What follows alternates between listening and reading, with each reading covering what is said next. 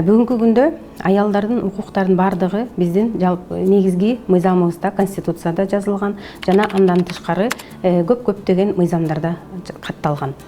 Эң биринчи зордук-зомбулук көргөн келиндердин укуктары бул деген Жорук кодексинде жана ошондой эле кылмыш жаза кодексинде көргөзүлгөн. Зордук-зомбулукка кабылсаңыздар 102 номерине чалып милицияга кайрылсаңыздар болот. Милицияга кайрылгандан соң арыз жазсаңыздар болот.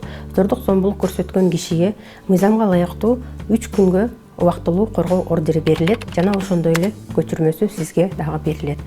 Анын ичинде жазылган 3 күндүн ичинде зордук көрсөткөн адам сизге жолобош керек.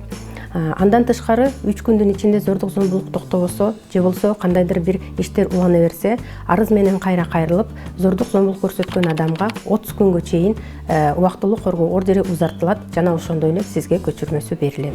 Эгерде сиз үй бүлөлүк зордукка кабыл болсоңуздар, сезим кризистик борборуна кайрылсаңыздар болот. Сезим кризистик борборунан юридикалык жардам, психологиялык консультация жана медициналык жана социалдык жардамдарды алсаңыздар болот.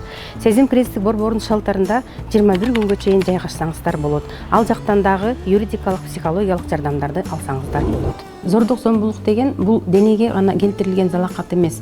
Бул деген психологиялык зордук-зомбулук болот. Психологиялык зордук деген бул уруп токмок көрсөтпөстүктөн бул деген психологиялык жактан басмырлоо жазуу. Негизи эле бул үй бүлөлөрдө көп болот психологиялык зордук-зомбулукчу.